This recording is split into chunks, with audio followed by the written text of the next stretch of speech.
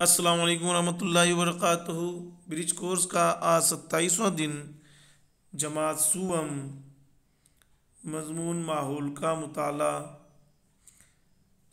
अज़ीज़ तुलबा व तालिबात, प्यारे बच्चों, आज हम मजमून माहौल का मुताला में हमारा जिस्म ये सबक पढ़ेंगे। हमारे जिस्म के अज़ा के ताल्लुक़ से हम मालूमात हासिल करेंगे। आमोज़शी माहसल। प्यारे बच्चों, जैसे कि आप तमाम जानते हैं कि मुख्तलिफ़ उम्र के इंसानों, जानवरों और परिंदों के जिस्म के अज़ा की बनावट मुख्तलिफ होती है। दरसी तजुर्बा, आओ कुछ बातें याद करें। यहाँ पर आपके लिए चंद सवालात दिए गए हैं। आपको सवालात बगौर सुनना है, पढ़ना है और दिए गए सवालात के आपको जवाबात देना है। नंबर 1, हम हाथ से कौन कौन से काम कर सकते हैं। आपको पता ही है हम अपने हाथों का इस्तेमाल किन किन कामों के लिए करते हैं, आपको बताना है। नंबर 2, हम पैर से कौन कौन से काम कर सकते हैं। हम अपने पैरों का इस्तेमाल किन किन कामों के लिए करते हैं, आपको बताना है। हम आँखों से कौन कौन से काम कर सकते हैं। हमारी आँखों का इस्तेमाल आपको बताना है। नंबर 4, हम कान से कौन कौन से काम कर सकते हैं। हम अपने कानों का इस्तेमाल किन किन कामों के लिए करते हैं। आपको इन सवालात के जवाब देना है। बहुत आसान सवालात है।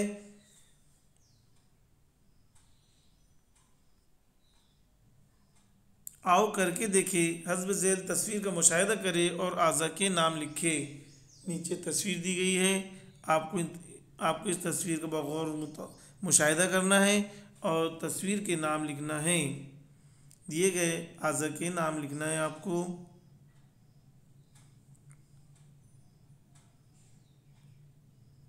मुझे क्या समझा। आप लोगों को हाथ के मुख्तलिफ हिस्सों की मालूमात हासिल हुई, पैर के हिस्सों की मालूमात हासिल हुई। ज़रा बोले जिस्म के अहम हिस्से कौन कौन से हैं। आपको बताना है कि हमारे जिस्म के अहम हिस्से कौन कौन से हैं।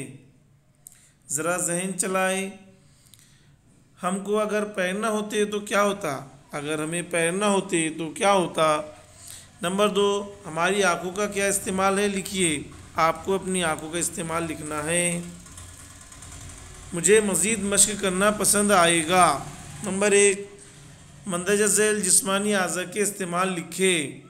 यहाँ पे चंद जिस्मानी अज़ा के नाम दिए गए हैं, आपको उनका इस्तेमाल लिखना है। हाथ, पैर, आँख, कान, नाक, ज़बान। इस तरह आपके 27 रोज़ की सरगर्मी मुकम्मल होती है। वीडियो को बगौर देखिए, समझिए और मश्क अच्छी तरीके से हल कीजिए। सरपरस्त हजरात से गुजारिश है कि सरगर्मी मश्क हल करने में अपने बच्चों की मदद करें। जो भी मुश्किल आए उनकी रहनुमाई करें। बहुत बहुत शुक्रिया।